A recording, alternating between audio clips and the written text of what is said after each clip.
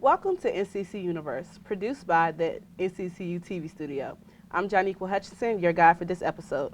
I'm here with Ashford J. Thomas, actor and producer, who's going to tell us a little about himself and a special project he's been working on. What's going on? Let's just introduce and just all right. let's Let's simmer in. loosen Let's up a simmer little in bit. here. How did you get started acting and producing? The project How to You, I really got that started from just my experience of what you guys are going through right now. Just really making a satire of it. And really punching up the jokes like like a Martin or like a Jamie Foxx. Yes. And having something for you to laugh about, but still staying true to the culture and respectful, because we know, HBCU community, you can't say everything. Somebody be like, you might think you can, but no, nah. not at all. So, How to You? Let's talk about that. Yeah. Okay. So, how did you come up with the idea for How to You? Just really, when I got to LA, I'm from Greensboro, North Carolina. When I got to LA, I was just realizing, a lot of my idols, like Robert Townsend, Kenny Wayans, all these guys I idolize and everything. I realized they were creators and they were writers as well, And I heard Robert Townsend say one time that you, as a minority, you don't have a privilege to just be an actor. Yeah. Yes. And that's what I was. I was an acting major, Gotcha. at Howard. And I was also a minor TV and film. So that was me over there holding the camera, just like, wait, where y'all at now? That was me. And you was in my spot for a I was minute. right there, Got literally, you. not too long ago.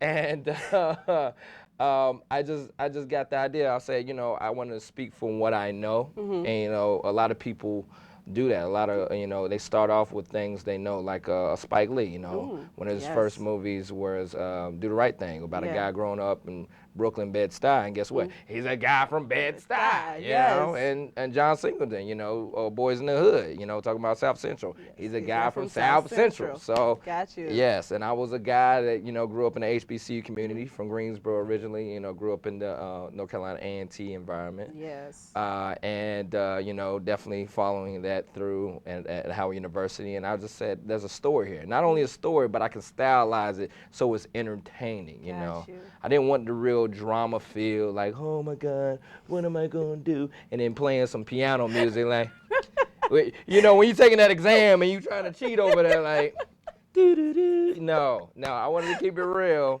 Keep it entertaining. Okay. So as far as How to You, the base of it, what is it based off of, and the name for it? How did you come up with that? Well, the name, actually, Houghton is Howard and Hampton combined together. Gotcha. And I thought that was just, sound like a prestigious school. They always got a little, it's got to sound like something, unless you have like a state minor, or central, like we have here or whatever. And, really, I went to my boy's wedding in New York a couple years ago, and I really just thought about how we all met in freshman year, and the boys' dorm that didn't have any air conditioning. Do y'all have air conditioning at the boys' dorm? The ladies always have it better than the guys. I wouldn't say that. No. No. I only stayed on campus in the dorm 1 year. That was my freshman year. Now, I ain't going to say it was better than the males, but it wasn't bad. But it wasn't better than the males now. So you living that life. You like, I'm going to chill. I'm going to get my own little you spot. right, because having a roommate won't cut it. But really just, seeing my boy grow from boyhood to manhood and just all the stories we tell. I actually just saw him again at Howard's homecoming a couple of weeks ago, and we was just talking about it, man. We always go back to freshman year. It's crazy. It's a lot to tell, and just really, it's a good coming of age story, good wholesome story, And I wanted to, bring a more three-dimensional look to young African American men and young African American women. We're not all just how I guess the media portrays everyone, because you may dress a certain way. Because people forget, like I look at shows like Fresh Prince, like. Nobody looked at Fresh Prince as Will Smith playing the Fresh Prince character as a thug, because you knew who he was. You knew, he had the highs and the lows. But you might see someone stepping out dressed like Fresh Prince now, and they'll think he's a thug. It's really interesting. So to bring that three-dimensional look back to this I call the YouTube generation. So yeah. For your show, how long have you been working on it? I've been working on it for, I'd say, about a couple of years. When I started writing It might have been about 4 or 5. This was before I even got to LA, so it might have Oh. been 5 years Oh, okay. ago. Which is so crazy now is that I'm now, doing the tour and everything Yeah. and doing the screenings, and everyone's laughing at jokes that I thought of like 5, 6 years ago. Yeah, because you So did a screening for one of my classes, and I was yes, just like, you said you had worked on that a while ago, but it was just like so funny. It seemed like you just finished working on that not too long ago. no, It was hilarious. I'm thank not even you, gonna lie. thank It was you. hilarious.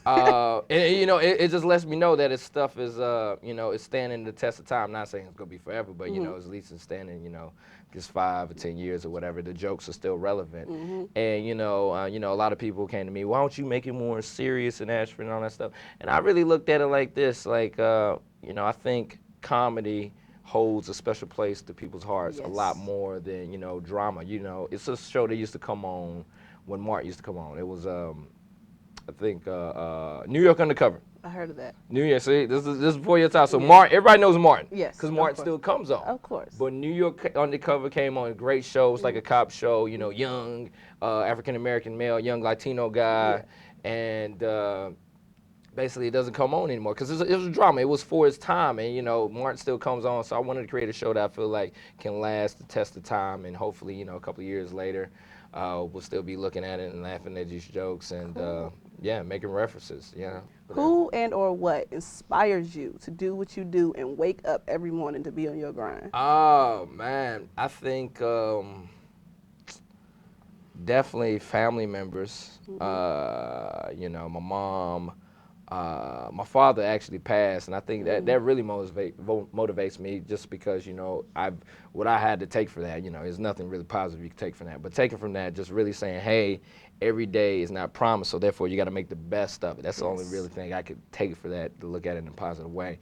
And so therefore I'm on my grind, and I know, and praying about. I say it all the time. All I do is work hard and pray hard. That's it. Yes. And I know success is coming. And I'll tell you the truth. I just wish, when it comes that day, I wish my dad was still around so he could spend up all my money. You know what I'm saying? But like, boy, you ain't spending it right. Let me do it. My dad was a character, man. So I wish he was still around when that day comes. But I'll say, definitely family. That's what you do it for. That's what you want to see you looking comfortable. Yes. And I also say, really the Spike Lees, the John Singletons, the Robert Townsends, the older cats, the Keenan Ivory Wayans, and because a lot of people don't know everything these guys have done, and especially being a writer. A lot of people don't know that Keenan Ivory Wayans wrote on Five Heartbeats. I didn't know that. Yeah, as Robert I Townsend had and no idea. yeah, him and Robert Stop. Townsend were writing stuff, and then he was a writer on that. So if you look at the credits, it's Robert Townsend, Keenan Ivory Wayans. See, I don't watch the credits. I didn't start watching the credits. You gotta look. You know why you needed to watch the credits? Because I didn't realize till later. Because the people you don't see, you never see their face. They have the most power. They're the most influential. Power and the most important part. Yes. You're right. So Yeah, that's the names. Yes. And another guy's Bentley Kyle Evans. I ran into him till a couple years ago. He's a real good guy, and he was an executive producer on Martin. Yeah.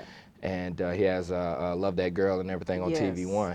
And I realized I was in LA, and I was going to this Tammy Mack mixer where Tammy Mack, which is actually a Bennett graduate, Bennett Bell, and she's a great personality out in LA, and she has it like people come out for a minute and they can do audition in front of you, so you get your face out there. Wow. So I'm running around. I realized I have no idea what Bentley Calvin looks like because I've just seen his name. I had no idea. And then, and then I was literally Googling. Thank God for an iPhone. I had the old one. I got the 4, and just, it took 8 hours. I was just letting it render the whole time on the way to the drive. I thought I was the only one with that problem. I feel you. I got the 4. When it comes out, everything else just drop off. The day the new one drop, it's just like, oh, the old one is like throw this out the window. It's pointless. But I met him, spoke to him, and just seeing those guys that are really working hard and really approachable. Everybody's not approachable. I'm not, because I haven't met everybody. I was able to meet Mr. Evans, and he was a cool guy. Okay. He was a real cool guy. So yeah, definitely. That's what's up. So okay, another question for you. Let's this do is it. going to be the big question. What areas do you yourself as an actor and a producer feel like you can improve on? Writing. Why do you say that? Because even though I've written a play, I've written How to You. I've written a play which is very serious. It's more like a August Wilson type, same vein as that. Cool. And I started. I think when I wrote that play, it made me a better writer because when you write a play, you have to create that universe. Yeah. Whereas when you do a script writing, it's just more like we're at the bank, and then it's a scene at the bank. You know what I'm saying? In a play, you know, we on the stage, and you don't want to just come in and say, "I was just at the bank, y'all." He gave me a 4 instead of a 5. I was mad, but you know, you don't want to sound corny like that, so your words have to be more stronger. And like the thing about it is, like I look at movies that are good, and I say, why didn't I think of that? Like Inception. Inception still blows my mind to this day, like with Leonardo DiCaprio. I haven't seen a movie like that in a while. That's just like, this is a great movie, you know. Inception, Sixth Sense, stuff like that. It's a lot of serious stuff that happens that I'm just like, dang, why didn't I think about that? Think of that. And you know, also, you know, I've realized I think I'm getting better as far as comedy because what it is I'll see things that go on in current events, and then I'll see like stand-ups doing like comic view and stuff, and they'll tell their take on it, and I'll be like, I thought of that already. You know what I'm saying? So I know I'm in the right path of writing comedy and all that good stuff, but you know, sometimes I want to, you know, do an Inception, like a, you know, like a Terminator or something. That's really weird. That's really left field. Last question. Yeah. For the young people that are trying to get where you are, what advice would you give to them? Because me, like I told you one day before, I'm working on my own web series. So what advice could you give to me or anybody else that's in my shoes and wants to get to where you are? To keep on going no matter what. Like you gotta love it. You gotta love it. I really realize filmmaking and producing and all that stuff, it's a process. A long And process. you're not gonna come out the gate and just be great at it. You know, it's not like basketball. If you come out, you're 8 feet tall, brother, you gonna be better than the average brother. No, everyone has to. I was just watching. I did a screen at Winston-Salem State yesterday, and the young lady, Lindsay, she did a great job. And it looked like a student film, but the story she was telling and all that stuff, and I was like, I've seen where you're at, and I've seen the guys that are out there making it happen, and that's where they were. So you're on the right path. Sometimes you just need somebody to say, hey, when you were this age and you were at school, did it look like this? And yes, confirm that. So yeah, it looks better, and you move forward from now. Cool. And definitely don't be afraid to step out on a limb. Like honestly and truly, don't stay in the box. Don't stay safe. I think you know, a lot of people are even scared just to move to Los Angeles. A lot of people, like I'm on the go. Like I love, if it's an opportunity to get there, I have no problem getting up and going. You know, luckily I don't have any children. You know. Well, that's one thing that I have to think about. Exactly. So it's a different world then. But you know, But that shouldn't hinder you or hinder anyone. But the thing about it is, you got to keep on working. The most important hours are when no one's looking. Yeah. So you know, it's right there when everybody's at the club. Everybody like that. You know. Right. You need to be like this. You need to be editing. You know. You need to be thinking of something that is going to change other people's future. I think it's always interesting when I think of filmmakers because I envy them because they are future. They get a sneak peek on everything. Like I look at Spike, like when we say Spike Lee, you know, do the right thing. Let's just make a reference to a movie everybody likes. Yes. Spike Lee, that came out like early '90s, but Spike had that in his mind probably at least 5 years before.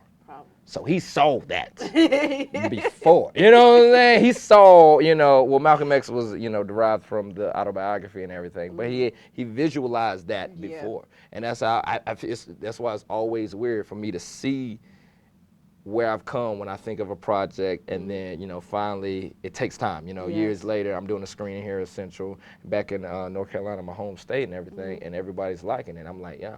I saw this years before. Ago. I feel like I feel weird now. I feel, you should feel accomplished. Hey, it's like I say, it's hard work, and like I think a lot of people have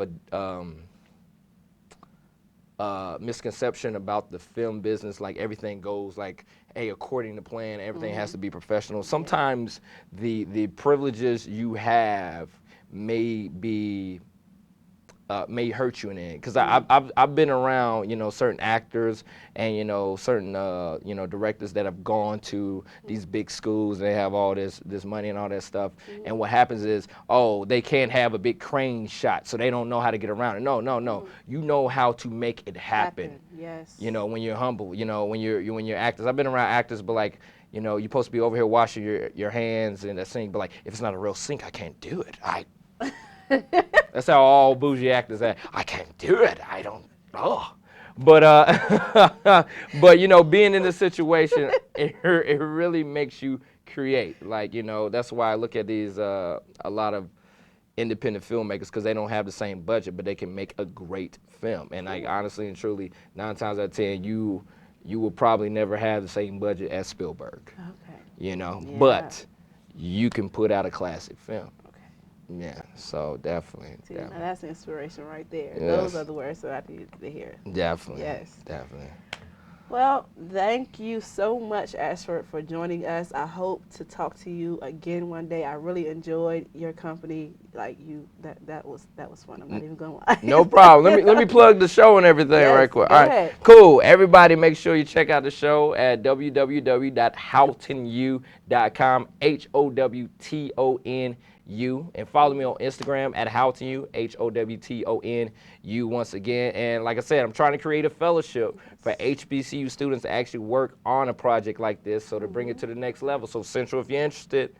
Anyone else, if you're interested out there, definitely try to bring it to the North Carolina level. But check out the show first. Please support. And you can look at different ways to support on the website at howtonu.com. You can definitely send me an email. Tell me what you think about it at howtonu@gmail. You can make a donation, tweet us out, Instagram us, repost and all that stuff. And just follow me. Just please support. All right? And you already know I will definitely be one of your supporters. Thank you so much. Know. Thank you. Well, thank you, everybody, for tuning in to another episode of NCC Universe. Until next time.